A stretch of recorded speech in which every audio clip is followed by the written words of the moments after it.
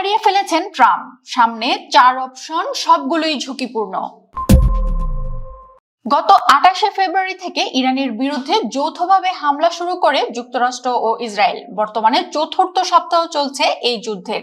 এরই মধ্যে অগ্নিগর্ভ হয়ে উঠেছে গোটা মধ্যপ্রাচ্য। পরিস্থিতি দেখে মনে হচ্ছে মার্কিন প্রেসিডেন্ট ডোনাল্ড ট্রাম্পের কৌশল যেন ফ্লোরিডার আবহাওয়ার মতোই অনিশ্চিত হয়ে পড়েছে। গত শুক্রবার যেখানে তিনি যুদ্ধ গুটিয়ে আনার ইঙ্গিত দিয়েছিলেন, ঠিক তার পরের দিনই ইরানকে 48 ঘন্টার আলটিমেটাম দিয়ে বিদ্যুৎ কেন্দ্র গুড়িয়ে দেওয়ার হুমকি দিয়েছেন। আজ 48 ঘন্টা পার হয়ে গেছে, কিন্তু ট্রাম্পকে কোনো পদক্ষেপ নিতে দেখা যায়নি। এদিকে ইরান তাদের সিদ্ধান্তে অনড় রয়েছেন। বিশ্লেষকদের মতে ইরান কর্তৃক হরমুজ প্রণালী বন্ধ করে দেওয়ার বিষয়টি আগেভাগে আঁচ করতে না পারায় মার্কিন রণকৌশল এখন খেই হারিয়ে ফেলেছেন। বর্তমান পরিস্থিতিতে ট্রাম্পের সামনে খোলা রয়েছে 4টি পথ: আলোচনা, প্রস্থান, স্থিতাবস্থা বজায় রাখা অথবা যুদ্ধের তীব্রতা আরো বাড়ানো। তবে সমস্যা হলো এর প্রতিটি পথই যুক্তরাষ্ট্রের জন্য চরম ঝুঁকিপূর্ণ। কূটনৈতিকদের একটি অংশ এখনো যুদ্ধবিরতির আশা করছেন, তবে বাস্তবতা ভিন্ন।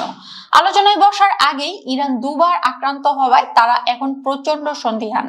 তার উপর গত 9ই মার্চ ইরানের নতুন সর্বোচ্চ নেতা হিসেবে মোস্তফা খামেনি দায়িত্ব নেওয়ার পর থেকে তাকে প্রকাশ্যে দেখা যায়নি, যা দেশটির নেতৃত্বের বিশৃঙ্খলাকেই ইঙ্গিত করে। মধ্যস্থতাকারী হিসেবে ওমান বা কাতারকে নিয়ে আরব দেশগুলোর মধ্যে রয়েছে মতভেদ। এছাড়া পরমাণু কর্মসূচি বা ক্ষেপণাস্ত্র নিয়ন্ত্রণ নিয়ে দুই পক্ষই এত কঠোর অবস্থানে যে কোনো ছাড় দেওয়ার মানসিকতা কারো মধ্যেই নেই। ট্রাম্পের জন্য সবচেয়ে সহজ পথ হতে পারে ইরানের নৌবাহিনী ও ক্ষেপণাস্ত্র কারখানা ধ্বংস হয়েছে দাবি করে যুদ্ধ শেষ করে দেয়া। এতে আসন্ন নির্বাচনের আগে তেলের চড়া দাম কমার সুযোগ পাবে। কিন্তু এর নেতিবাচক দিক হলো ইরান তার 60% সমৃদ্ধ ইউরেনিয়াম দিয়ে যে কোনো সময় পারমাণবিক বোমা তৈরি করতে পারে। এছাড়া হরমুজ প্রণালী ইরানের নিয়ন্ত্রণে থেকে গেলে সেটি হবে গত 50 বছরের মার্কিন পররাষ্ট্রনীতির চরম পরাজয়। ইসরায়েল ও যুক্তরাষ্ট্রের কট্টরপন্থীরা চান আরো কয়েক সপ্তাহ বিমান হামলা চালিয়ে ইরানকে পঙ্গু করে দিতে। তাদের দাবি, এতে ইরানের ক্ষেপণাস্ত্র হামলা কমে আসবে এবং হয়তো বর্তমান শাসন ব্যবস্থার পতন ঘটবে।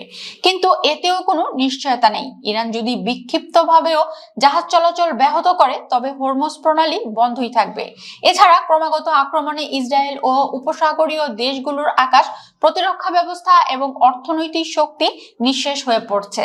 মার্কিন অর্থমন্ত্রী স্কট বেসেন্টসের মতে এটি হবে শান্তির জন্য যুদ্ধ বাড়ানো। ট্রাম্প যদি হুমকি অনুযায়ী ইরানের বিদ্যুৎ কেন্দ্রগুলি ধ্বংস করেন বা দেশটির তেল সমৃদ্ধ খাট দ্বীপ দখল করতে মেরিন সেনা পাঠান, তবে পরিস্থিতি নিয়ন্ত্রণের বাইরে চলে যাবে। এর পাল্টা জবাবে ইরান যদি উপসাগরীয় দেশগুলোর পানি শোধনাগার বা প্রাকৃতিক গ্যাস কেন্দ্রে হামলা চালায়, তবে বিশ্ব অর্থনীতি এক মহা বিপর্যয়ের মুখে পড়বে। প্রেসিডেন্ট ট্রাম্প এই যুদ্ধ শুরু করলেও এটি শেষ করার কোনো সহজ পথ তার সামনে খোলা নেই। বিজয় ঘোষণা করলেই যে ইরান হরমুজ প্রণালী খুলে দেবে তার কোনো গ্যারান্টি নেই। অন্যদিকে যুদ্ধের বিস্তার ঘটালে নিজের মিত্রদেরই ভয়াবহ বিপদের মুখে ঠেলে দেবেন তিনি। ওয়াশিংটন এখন এমন এক গোলক ধাঁধায় আটকা পড়েছে যেখান থেকে বের হওয়ার প্রতিটি রাস্তাই অত্যন্ত ব্যয়বহুল এবং ঝুঁকিপূর্ণ।